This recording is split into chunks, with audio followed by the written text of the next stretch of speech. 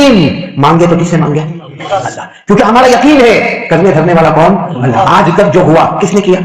جو ہو رہا ہے کیا ہو رہا ہے آپ سب کو معلوم ہے. پیٹرول کی لائن، ڈیزل کی لائن، گیس کا بھاؤ بڑھنا گھٹنا، ہم لوگ ایک سوچ میں رہتے ہیں.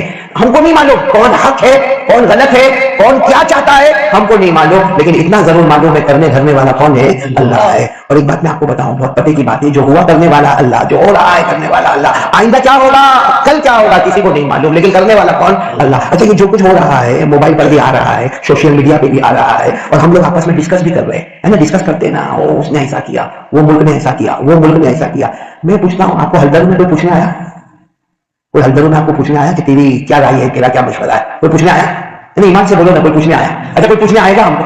کوئی پوچھنے آئے گا؟ اچھا ہماری ہمت ہے وہاں جا کے بات کرے تو کہا تھا موبائل میں اپنا دماغ خراب کرتے ہو. جب نہ کوئی ہماری بات سنتا ہے، نہ کوئی سننے والا ہے، نہ ہم کو کوئی پوچھنے والا ہے، پھر دیکھا تو موبائل میں بیٹھ کے دیکھ کیا ہوا، تیرے کو معلوم ہے یہ کیا ہوا، یہ کیا ہوا، یہ کیا ہوا، یہ کیا ہوا، تو کیا کر لے گا؟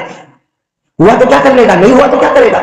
اس سے اچھا ایک کام کیا ہوتا تو شاید کسی نے کیا ہوگا نہیں کیا ہوگا میرے کو نہیں معلوم، میں نے کیا تو آپ کو کہتا ہوں کہ آپ بھی کریں. کیا کام کیا ہوتا؟ میں مسواک کرتا. بولے کیا کرتا؟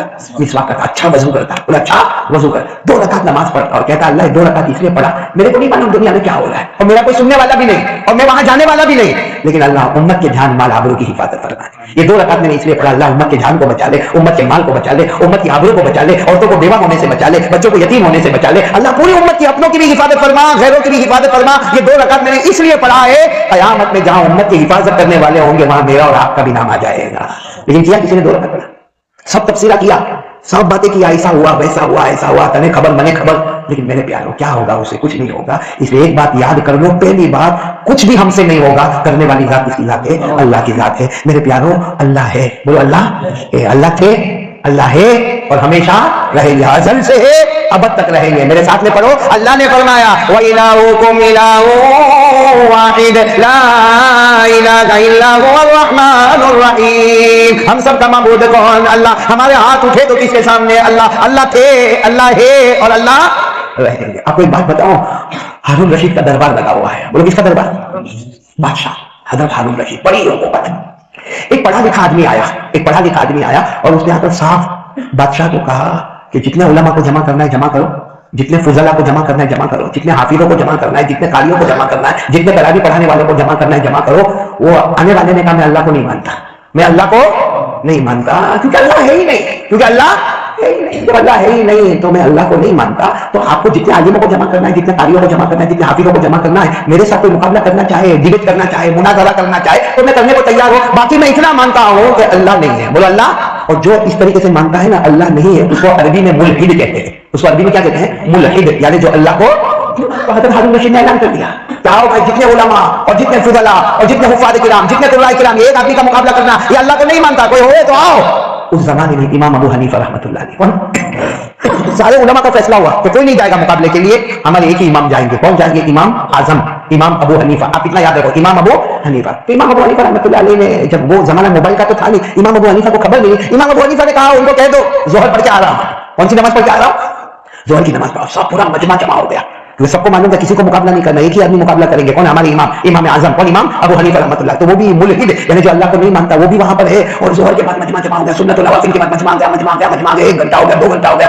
امام ابو حنیفہ کا پتہ نہیں. بولے امام ابو حنیفہ کا. اب سب لوگ پریشان، پورا مجمع. موبائل کا زمانہ تو تھا نہیں کہ موبائل کر کے پوچھ رہے کہ کہاں پہنچے. سب لوگ پریشان. امام ابو حنیفہ نہیں. اور وہ جو تھا نا جو اللہ کو نہیں مانتا، وہ کہا تمہارا امام تو ہم سے ڈر گیا، تمہارا امام ہم سے ڈر گیا. ہم کہتے تھے کہ اللہ نہیں ہے اور تم نے کوئی تیار نہیں مقابلہ کر دے، اور جو مقابلہ کرنے تیار ہے کہا تھا ظہر کے بعد آؤں گا. ظہر کے بعد 1 گھنٹہ ہو گیا 2 گھنٹہ ہو گیا، پورا مجمع بیٹھا ہوا ہے. اتنے میں آئے. کون آئے؟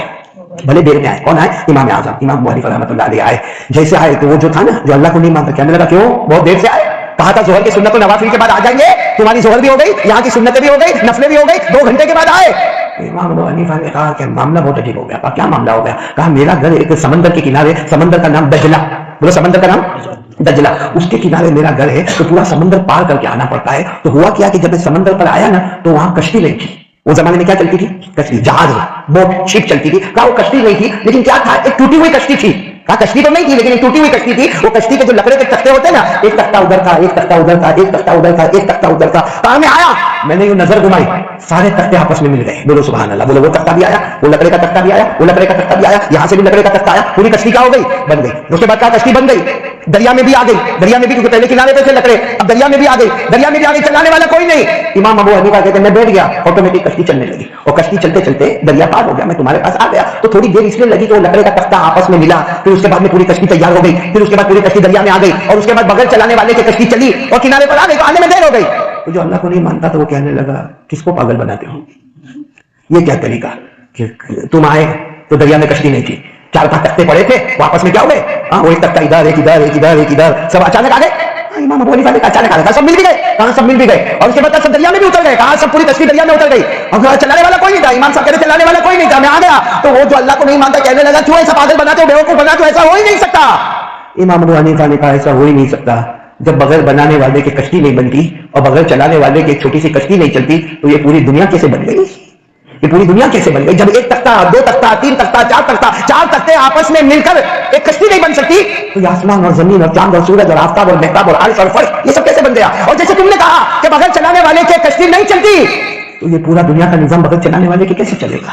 پورے مجمع میں کہا نعرہ تکبیر. یہ تو معلوم ہو گیا کوئی ہے جو دنیا کا بنانے والا ہے, کوئی ہے جو دنیا کا چلانے والا ہے. اور ہم ہی کہتے ہیں جو دنیا کا بنانے والا ہے وہ بھی اللہ, اور جو دنیا کا چلانے والا وہ بھی اللہ. اللہ نے فرمایا ان اللہ لہ ملک السماوات والارض یحیی ویمیت وما لکم من دون اللہ من ولی ولا نصیر. پورا مجمع بولے آسمانوں کا سنبھالنے والا کون, اللہ. زمینوں کا سنبھالنے والا کون, اللہ. عرش و فرش کا بنانے والا کون, اللہ. زندے کو زندہ اور مردے کو مردہ کرنے والا کون, اللہ. تو امام ابو حنیفہ نے کہا تم نے تو خود ہی جواب دے دیا, تم نے کہا کہ تختے آپس میں جڑ نہیں سکتے, کشتی بن نہیں سکتی جب تک بنانے والا نہ ہو, اور کشتی چل نہیں سکتی جب تک چلانے والا نہ ہو. تو اتنی بڑی دنیا کیسے بن گئی بغیر بنانے والے کے, اور یہ دنیا روز چلتی ہے, دن آتا ہے, رات جاتی ہے, پھر رات آتی ہے, دن جاتا ہے, یہ سب کیسے ہوتا ہے. وہ جتنا مجمع تھا سب نے کہا آپ نے تو جواب دے دیا. امام صاحب نے فرمایا, امام ابو حنیفہ نے, میں جان بوجھ کر اسی لیے دیر سے آیا تاکہ اس کو زبان سے نہیں میرے بدن سے پریکٹیکل جواب دے دوں کہ ہے کوئی ذات جو پوری دنیا کو چلاتا ہے کوئی ذات جو دنیا کو بناتا ہے, اور جو ذات ہے وہی ہمارا اللہ ہے. اس لیے میرے دوستوں مانگے تو کس سے مانگنے کا, اس کے سوا کوئی معبود ہے. اب ہمارا یقین مضبوط کر لو, کوئی بھی کام ہو میرے اندر ہوا, کوئی بھی کام ہو, اسکول کا کام ہو, کالج کا کام, یونیورسٹی کا کام ہو, ویزا کا کام ہو, باہر جانے کا کام ہو, ہندوستان میں رہنے کا کام ہو, ہر کام سے پہلے کرنے دھرنے والا کون. میں بیمار ہوا, میرے ہاتھ میں دوا ہے, ڈاکٹر کے پاس گیا, ڈاکٹر نے دوا دیا. جب میرے ہاتھ میں وہ ٹیبلٹ ہو گئی نا, کھانے سے پہلے 1 سیکنڈ, 2 سیکنڈ, 5 سیکنڈ صرف اتنا سوچنے کا, اللہ یہ تو ڈاکٹر نے دیا ہے تو میں دوا کیوں گا, ڈاکٹر نے انجیکشن کہا ہے تو انجیکشن لوں گا, ڈاکٹر نے آپریشن کہا ہے تو آپریشن کراؤں گا, لیکن اللہ میرے کو معلوم ہے شفا اس میں نہیں ہے, شفا دینے والا تو ہے. پھر اس کے بعد دوا کھاؤ, دیکھو کیسے شفا دے گی, کیونکہ اب یقین ہو گیا دواؤں سے شفا نہیں ہوتا ہے, شفا دینے والا کون.